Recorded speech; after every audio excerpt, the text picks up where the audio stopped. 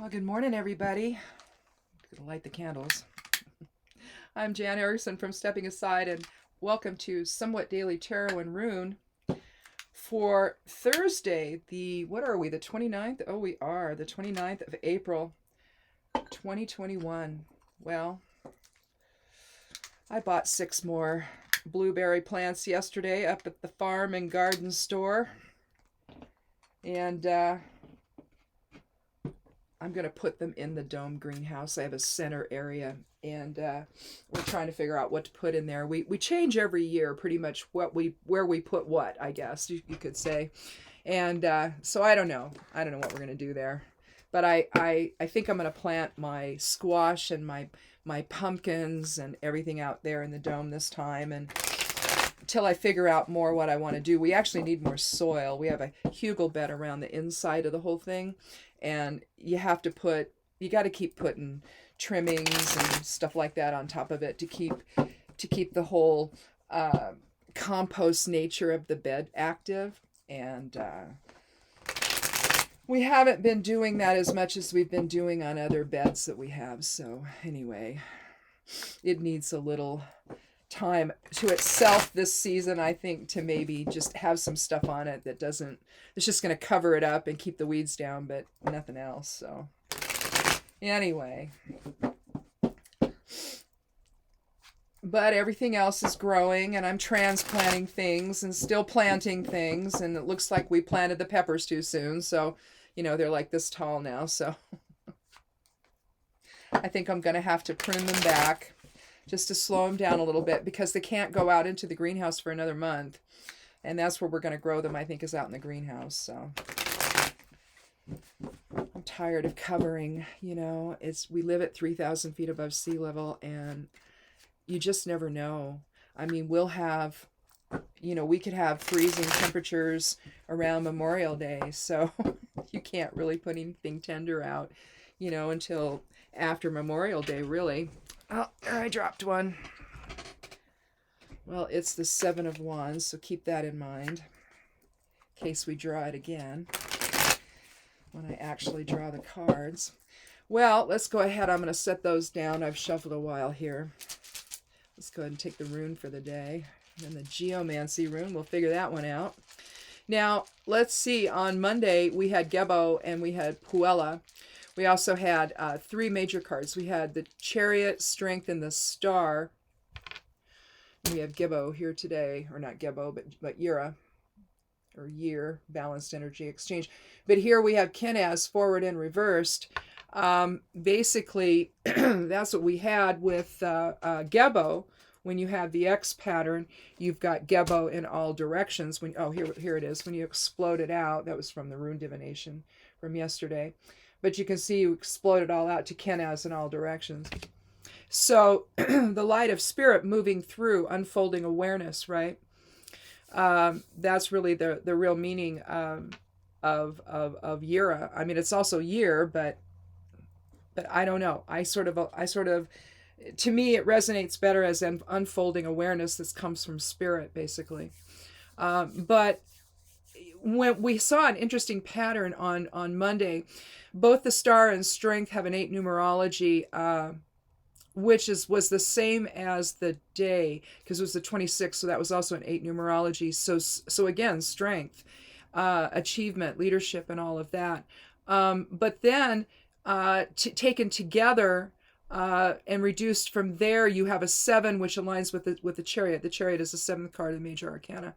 And so there you have balance, also with Gebo, the 7th rune of the Elder Futhark. So we had some interesting alignments and synchronicities numerologically on Monday, both with the 8 and the 7 energy. So basically how I interpreted it is that we're drawing down spirit with Puella, we're loosening our perceptions and knowing when to drop resistance and when to take control, having that inner strength to tame the wild within, and to then be able to I mean, in a sense, you're transmuting ego into spirit with the Star. I mean, it's also about hopes and dreams, but we're able to actually have some once we come into that energetic alignment, when we understand, that that really spirit is guiding the ship here, and ego gets in the way is realistically what happens. So is my tea here? Oh, it is. Oh, good. I don't know if I can drink this yet. Not really. Oh, wait. Here, I'm getting ahead of myself. I was talking about the cards. Let me do that geomancy rune really quick. We'll see what we have there. Well, let's see. Oh, Tristitia. So sadness. So, you know, sometimes when we have some... I'm going to look for it here so I don't have to show you. Oh, here. No, that's Laetitia. It's compliment. Oh, here's Tristitia. I've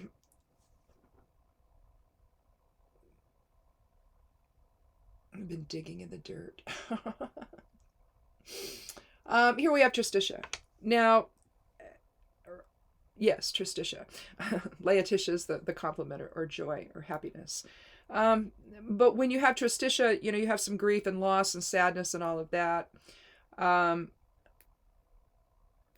And with unfolding awareness, you know, you can kind of, the unfolding awareness from spirit, when you're looking at that Kenaz energy, I think that as it's basically enlightening you. That's what it means about unfolding awareness. Okay.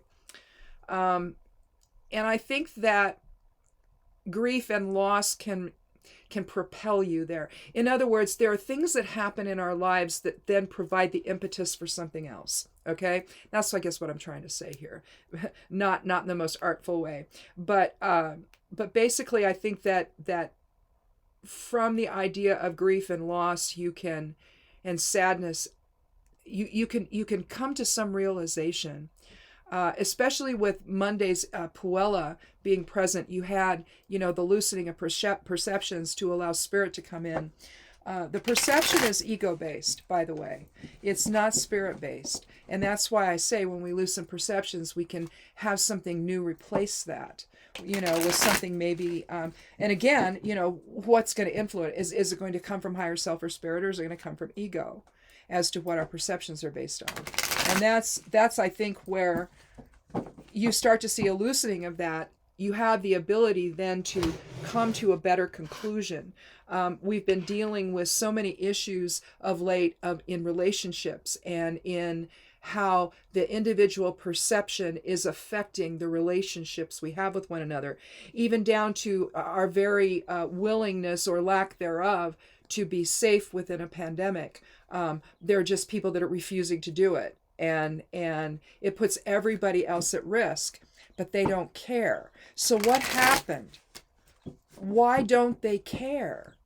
Why would, you know, any other time we wouldn't have this problem? Why now?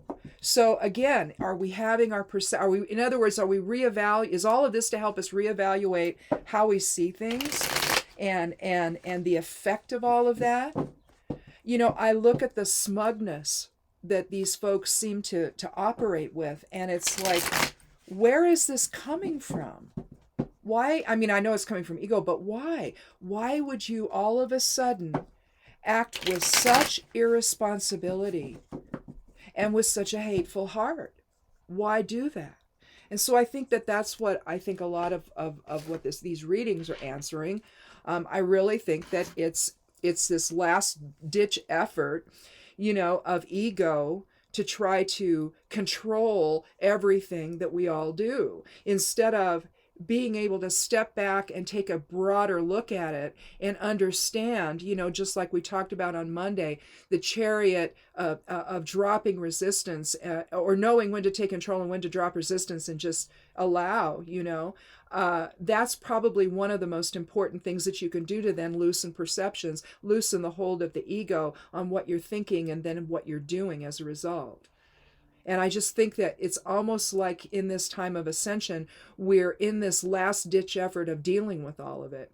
And so it's all coming to the surface, and that's why it seems so damaging. But in truth, it tells us everything we need to know, right? It just depends on how we want to perceive it. In other words, how big of a hold does the ego really have? And for some, it's all that's there, it seems like. So, Well, today we have one major arcana card. We have Temperance. So moderation. The angel is there balancing will with emotion. So fire with water. You see the wings extended there. They're very fiery, aren't they? You see the rays of spirit, the rays of the Creator emanating from the angel's head. You see the glyph for fire there, right here in the center of his dress, basically his gown. He's got one foot in some toes in the water there, and some toes on the ground there. So we also incorporate earth in here. Air is also there with the wings and with the rays of spirit. We see a pathway coming down from the mountaintops over there, which are split, which could either nourish the pond, but it doesn't look like it because it's brown. The sun's rising in between the two peaks. We see that theme a lot in tarot with the sun rising between two something or others, and it's usually two peaks. But basically the sun is returning, so clarity is returning if we can keep the will in balance with emotions. So again, I mean, you could even think about that in terms of spirit versus ego, couldn't you? We see the yellow irises. Mine are coming up on the sides of the pond. I have some up in the irrigation ditch. My husband's, we put them up there and just to sort of beautify the area. Anyway, well, sometimes they're there anyway. So he's going to go dig some more out from up there and put them around the pond. And he's also working on the other pond. We have two big ponds. And so he'll probably plant some there too. I don't know what he's done to my giant horsetail over there. I hope nothing. Anyway, we have a, let's see, this is 14, so that's a 5 energy. We have a 6 energy for this 6 of cups. You see Gebo over here, balanced energy exchange. I don't know if that was intentional or not. Maybe. When Pamela Coleman Smith drew these cards for the Rider-Waite deck. But you see little white lily-like flowers there in the top of each cup with everything else. She's basically handing these cups out to people who walk by. So she's sharing her love, sharing her compassion, sharing her abundance. But it's emotional abundance. It's not necessarily monetary abundance. But she just her flower garden was looking great, and so she just decided to share that with other people as they were walking by. 6 is about harmony. It's about like a shared direction. You see the 6 of Wands, everybody's going in the same direction. And basically, it's just the concept of a shared experience, if you will. Here we have the 9. We come to the 9 of Wands. We may take another card. I don't know. Here we come to the 9 of Wands, though. And, you know, he's got everybody behind him. You have kind of a that was then, this is now moment with this line of demarcation right there. But eight staffs are behind him. And the 9th he's holding. He's bandaged, so he's been through it. And but here the 9 is about endings and completion. And so whatever he's going on, whatever battle of wills that was going on, because wands, these represent wands, and this is the fire element. So you're talking about will, expression of will. So it could have been an argument. It could have been some kind of vying for position. And we don't really know for sure that he won the battle. We just know that it's over. He's kind of glancing back, sort of a furtive glance back there. It's like, you know, who's back there really? You know, are you my support system or are you not? You know, did we just, there's no real sense in this card to know for sure if this is just the way it all sort of balanced out or, you know, what were these really his strength behind him? What was that really? What was going on there? Let me check one more thing about the card. Let's see. Well, I mean, it's basically talking about support and resolve, but and order and alignment and everything for sure. But it's the inner struggle. I guess I like to look at all of this stuff from an inner perspective versus necessarily something that's happening to you by others. Although sometimes that's the only way you can interpret it. It's definitely coming from outside you. Like when you have the three of swords, for example, the three swords piercing the heart. It's clear that you've got a drama triangle going on and it's not you. Well, you're part of it, but it's not. You've got two other entities there that are two other people involved in making you feel bad. So it's betrayal, and so obviously there's more than one person involved there. But most of these, I just think of them in terms of the inner struggle between dark and light, between ego and spirit, that we all seem to engage in, whether we know it or not, whether we're conscious of it or not. Maybe we decided some of this before coming into form. It's possible that's what's going on now, that you had people before coming into form, souls decided, you know what, I'm going to be on this side of the issue. There's going to be some things go on and I'm going to be on this side of the issue, and others come in saying, well, I'm going to be on this side of the issue, and we're going to see what happens. We're going to experience that struggle together. And that's probably, given it's such a big thing right now, this whole conspiracy nonsense versus sanity. You've got, again, big ego versus spirit. I think that given the global nature of this, because it is apparently global now, you've got all these people that want to assume power, worldwide power, basically, and specifically over this country. And so out went the conspiracy theories, right? And it just got more reinforced and more reinforced and more. And in other words, these folks got a steady diet of it, and they believe. And since some of it they believed already, well, it was just an easy step off the cliff, basically. And that's what we have. I'm going to take one more card here, I think. But maybe this, this inner struggle that we're doing, with the 9, it sort of signals an ending to some of that. So maybe, it gives us the ability with the 6 to extend a little compassion with others, because now we've potentially balanced, will with emotion, and intention, in other words, with reaction. And realistically, it's no different than the Chariot card, where the king is in the chariot. He's not holding on to anything other than his scepter, or a spear or something, a staff of some kind, because you don't really see the bottom of it. So you don't really know if it's just a scepter about yay big, or if it actually extended to the bottom of the chariot. Kind of looks like it does. And so it could be a spear, and that he's holding. It just is kind of a different looking one. The tip isn't your traditional spear tip. So again, I mean, it could be a staff that he's holding, but he's not holding onto the reins, and his little beasties are down below him, and they're at rest or laying down. So you're understanding, what mastery is about, and mastery is about knowing when to take the reins and when to let go. And it seems to me that as a result of that, we have temperance, because temperance then balances the will and the emotions together. Both sides, the projective and receptive sides of self. In other words, the masculine and feminine polarity. And no, that's not gender. Masculine is a projective force. If you think of an aura, you're thinking about the push aura. And my husband has a push aura. I have an enveloping aura. And so as an empath, I've told this story a million times here, but I'll tell it again. The point is if he stands above me, he tends to lean in when he's ranting about something.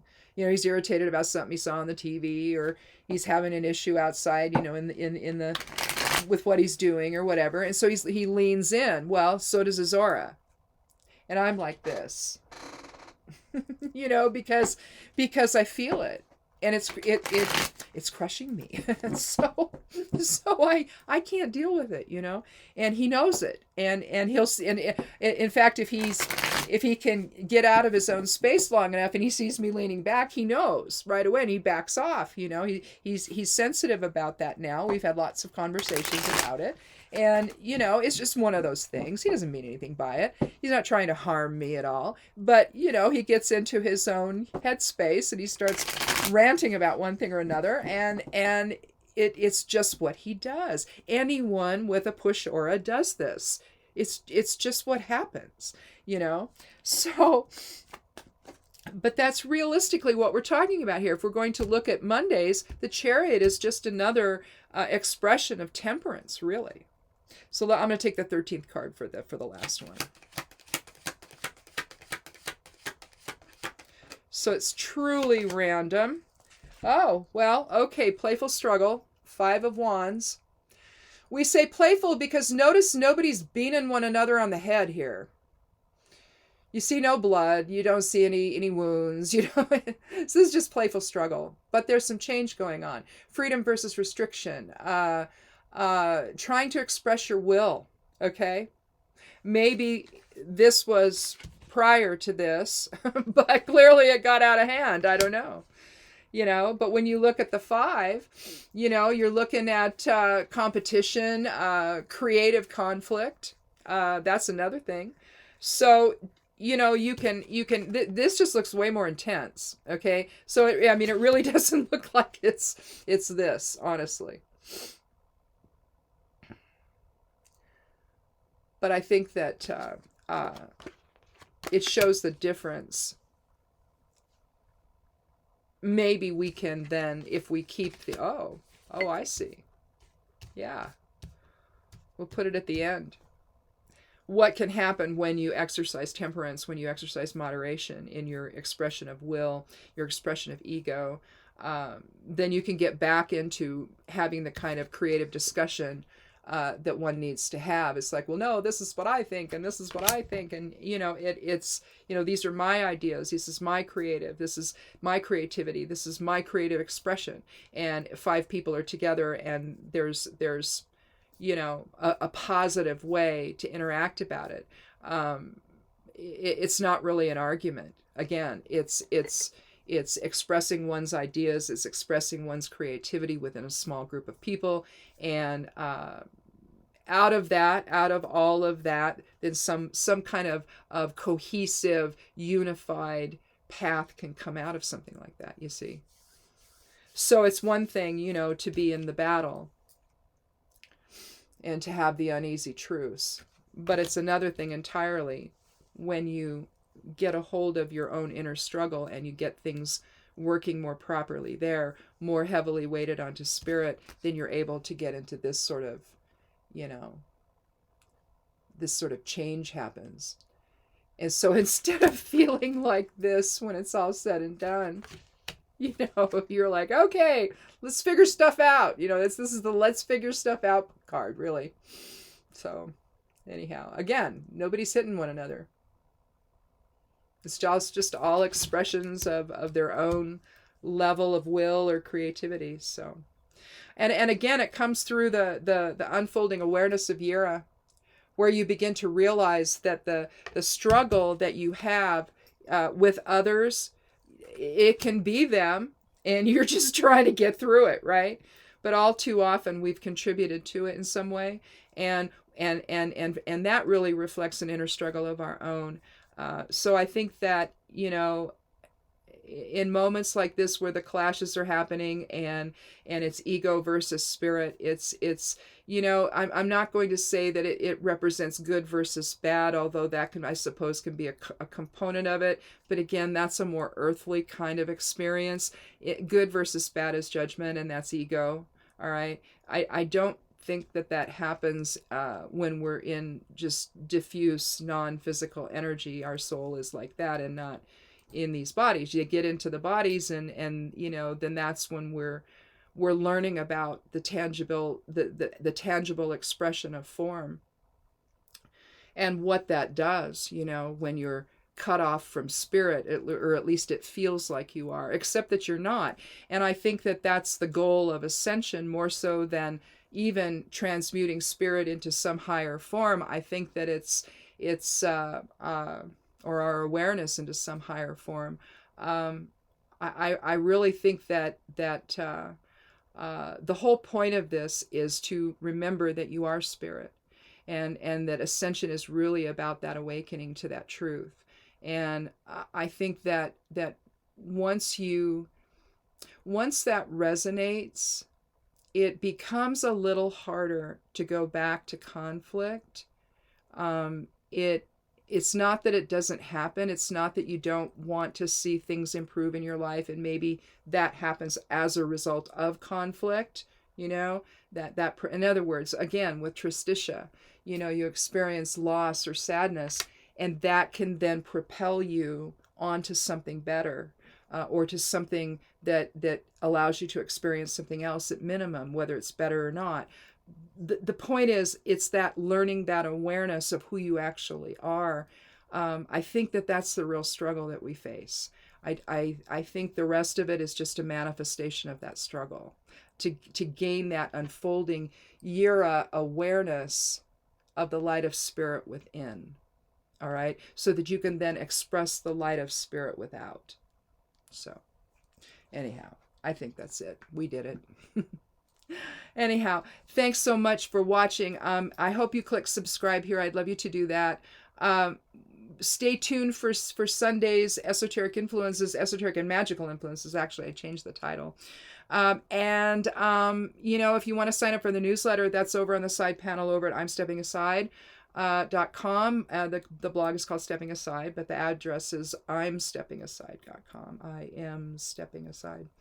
Anyway, if you want to sign up for the newsletter, you can put your email in just that little box there on the side panel of the blog, and your email will go to my newsletter software, and it'll go to your when I get done with it, it'll go to your inbox on Saturday night or Sunday morning.